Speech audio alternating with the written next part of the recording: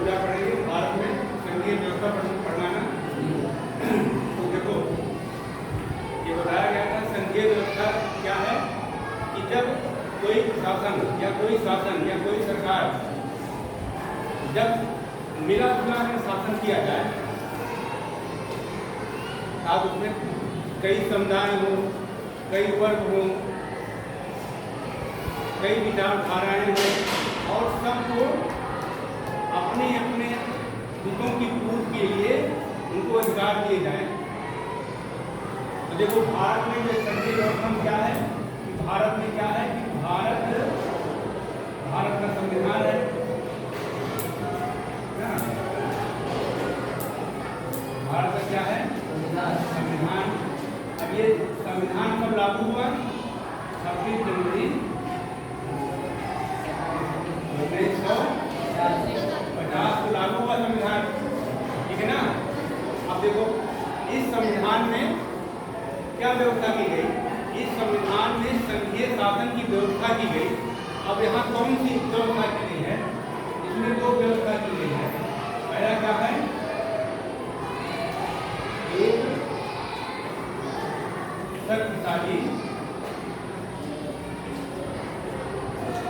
केंद्रीय सरकार,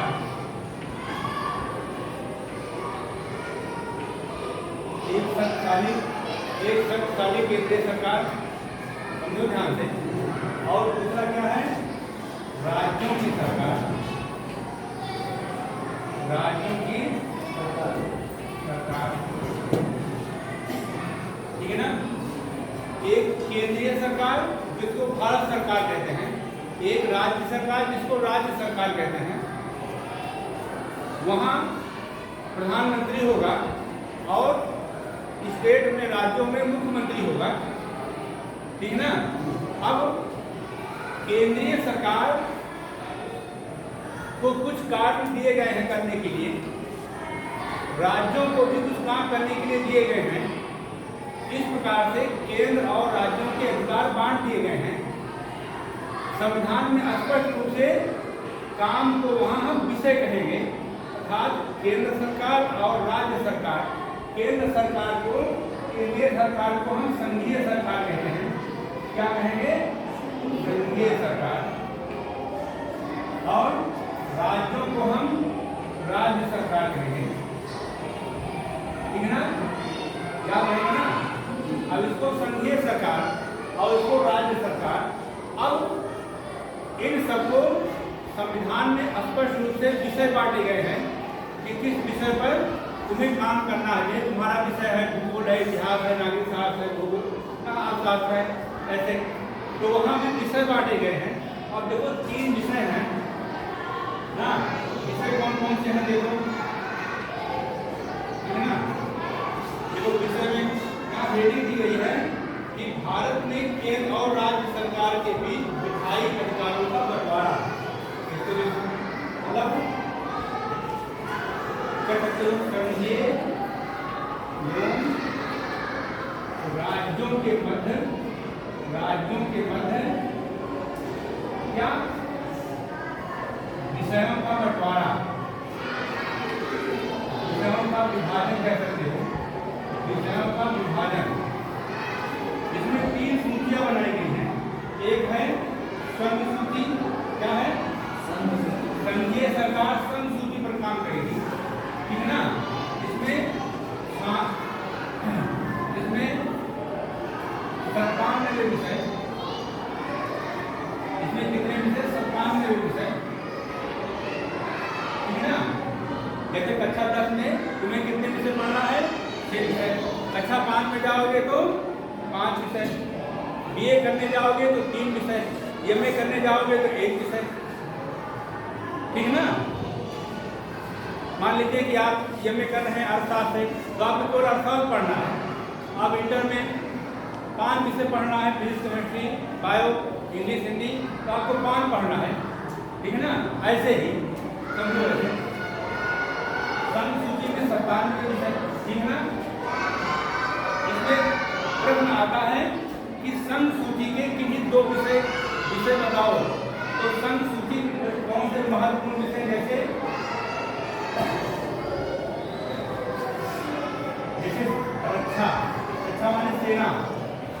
सेना कौन रखेगा? संघ सरकार, संघीय सरकार सेना रखेगी ना। और क्या होगा? रक्षा।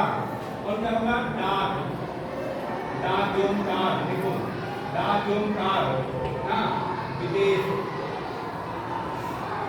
ऐसे महत्वपूर्ण भाग, ठीक है ना। रक्षा, डाक, तार और विदेश, ऐसे ऐसे 97 विषयों पर केंद्र सरकार कानून बनाएगी। ये विधायी शक्तियां हैं ना। ये मतलब विषयों का विभाजन।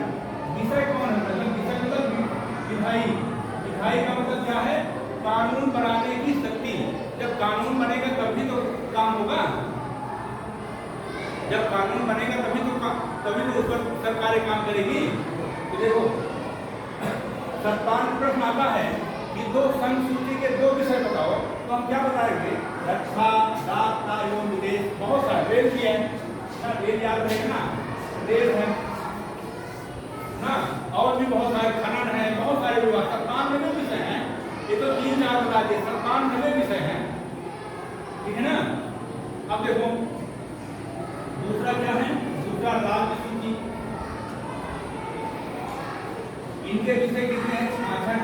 66 विषय हैं। इसमें क्या है? इसमें जैसे भूमि है। अच्छा पहले रक्षा के मतलब पुलिस लिख लो, पुलिस है ना। अब देखो और क्या है? सड़क है, सड़क एवं परिवहन, सड़क एवं परिवहन है ना। स्टाम्प शुल्क है, स्टाम्प शुल्क है। देखो अगर बस चलानी हो, जैसे रेल चलानी हो तो भारत सरकार चलाएगी, संघ सरकार चलाएगी ना। और बस चलानी हो तो कौन चलाएगी? राज्य सरकार चलाएगी, ठीक है ना। स्टाम्प शुल्क लगाना हो, भूमि पर शुल्क लगाना हो ना, तो कौन लगाएगा? राज्य सरकार लगाएगी। इसमें 66 विषय है, तो 66 विषय है, तो इसके कम हो गए ना, कम हो गए ना। इसकी 97 विषय पर काम करेगी, ये 66 विषय पर काम करेगी, तो शक्तिशाली कौन हुआ? संघ सूची वाला ना, अर्थात संघीय सरकार, भारत सरकार, वो शक्तिशाली हुआ। उसके बाद सेना है, रक्षा मतलब सेना ना। और इसके बाद क्या है? पुलिस। तो सेना शक्तिशाली है, पुलिस सेना शक्तिशाली है ना। ऐसे देखो। अब तीसरा क्या है? समवर्ती सूची।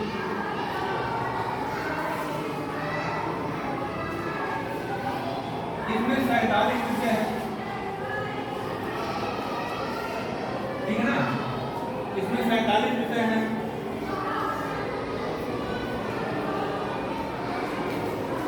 जैसे कौन कौन से विषय हैं? शिक्षा, वन एवं पर्यावरण, विवाह, उत्तराधिकार एवं गोद लेना एवं गोद, ये सारे विषय। स्वास्थ्य, स्वास्थ्य जानते हो ना, स्वास्थ्य ऐसे। अब देखो समवर्ती सूची, आप लोग समझो। इस पर कौन कानून बनाएगा? इस पर भारत सरकार कानून बनाएगी। भारत सरकार कहाँ है? कहाँ भारत सरकार? दिल्ली में है ना। और तो इस पर भारत सरकार कानून बनाएगी, ठीक है ना। इस पर राज्य सरकार कानून बनाएगी। राज्य कितने हैं? 28 राज्य है ना। इस पर 28 राज्य अपने अपने राज्य की सीमा में कानून बनाएगी। सबकी पुलिस होगी, सब राज्यों की पुलिस होगी ना, सब राज्यों की बस होगी, सब राज्यों का स्टाम्प शुल्क होगा अलग अलग, ठीक है ना। बात समझ रहे हो? इस पर राज्य सरकार कानून बनाएगी, केंद्र सरकार कानून नहीं बनाएगी। अब जैसे अगर राज्य सरकार चाहे हम रेल चला लें तो रेल नहीं चला पाएगी वो, ठीक है ना। बात समझ रहे हो ना। और केंद्र सरकार चाहे, भारत सरकार चाहे कि हम पुलिस बना ली, भर्ती कर ले तो पुलिस की भर्ती नहीं कर सकती, ठीक है ना? बात समझ रहे हो ना? तो सभी जो विषय जिसको दिए गए हैं वो इस विषय पर कानून बनेगा और उससे काम करना होगा। पहली बात। अब तीसरा देखो, समवर्ती सूची है। समवर्ती सूची में अर्थात यहाँ दोनों सरकारें, दोनों को मतलब संघीय, संघ एवं राज्य दोनों कानून बनाएंगे। दोनों क्या बनाएंगे? कानून बनाएंगे ना। लेकिन अगर एक ही विषय पर संघ सरकार भी कानून बनाती है और राज्य सरकार भी कानून बनाती है तो संघ सरकार का कानून माना जाएगा, राज्य का कानून फिर नहीं माना जाएगा, ठीक है ना? जैसे मान लीजिए यहाँ सड़क है, मान लीजिए शिक्षा है, ये शिक्षा मान लीजिए है इसमें ना, स्वास्थ्य है मान लीजिए, ठीक है ना? अगर केंद्र सरकार कोई विद्यालय खोलती है, कोई नियम बनाती है, शिक्षा के संबंध में कोई नियम बनाती है तो राज्य सरकार के द्वारा बनाया हुआ कानून समाप्त हो जाएगा, ठीक है ना? वो राज्य सरकार का कानून समाप्त हो जाएगा। अगर जैसे मान लीजिए कि किसी विद्यालय को अगर केंद्र सरकार ले लेगी तो राज्य सरकार के बाहर हो जाएगा, ठीक है ना? जैसे कोई अस्पताल मान लीजिए राज्य सरकार ने मेडिकल कॉलेज बनाया है, कोई विश्वविद्यालय राज्य सरकार ने बनाया है, मान लीजिए विश्वविद्यालय बनाया है, लेकिन केंद्र सरकार कह रही है कि अब हम इसको चलवाएंगे और उसको केंद्रीय सरकार के द्वारा मान्यता दे दिया, अनुदान दे दिया जाए तो राज्य सरकार को बाहर चली जाएगी, ठीक है ना? जिस प्रकार से समवर्ती सूची में दोनों कानून बनाएंगे, लेकिन अगर राज्य सरकार और केंद्र सरकार दोनों कानून बनाते हैं तो केंद्र सरकार का कानून माना जाएगा, राज्य सरकार का कानून नहीं माना जाएगा, हो जाएगा, ठीक है ना? ये देखो संघीय सूची हो गई। अब इसमें देखो आगे कैसे है, आगे इसमें है कि देखो अपनी किताब में देखो जरा,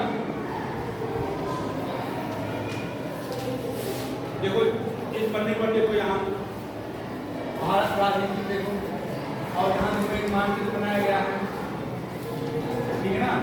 ये देखो सारे भारत के क्या बनाए गए हैं, देखो यहाँ किताब में देखो, अपनी किताब में देखो मेरा, देखो इसमें सारे भारत के राज्य बनाए गए हैं, नदियाँ बनाई गई हैं और इसके राजधानियाँ बनाई गई हैं, ठीक है ना? तो यहाँ और इसमें देखो इसमें क्या बनाया गया है, देखो ये साफ बनाया गया भारत के सभी 28 राज्य, ठीक है ना? और उसके नाम जैसे देखो सबसे ऊपर लद्दाख, जम्मू कश्मीर, हिमाचल प्रदेश, पंजाब, हरियाणा, उत्तराखंड ना, दिल्ली, उत्तर प्रदेश, बिहार, झारखंड, पश्चिम बंगाल, उड़ीसा, छत्तीसगढ़ से लेकर नीचे केरल और तमिलनाडु तक, ठीक है ना? ऐसे ही एक मानचित्र लोग बना के लाओगे सर और उसमें सारे राज्यों को दिखाओगे, ठीक है ना? और उनकी राजधानियाँ भी दिखाओगे, राजधानी पीछे से, ठीक है ना?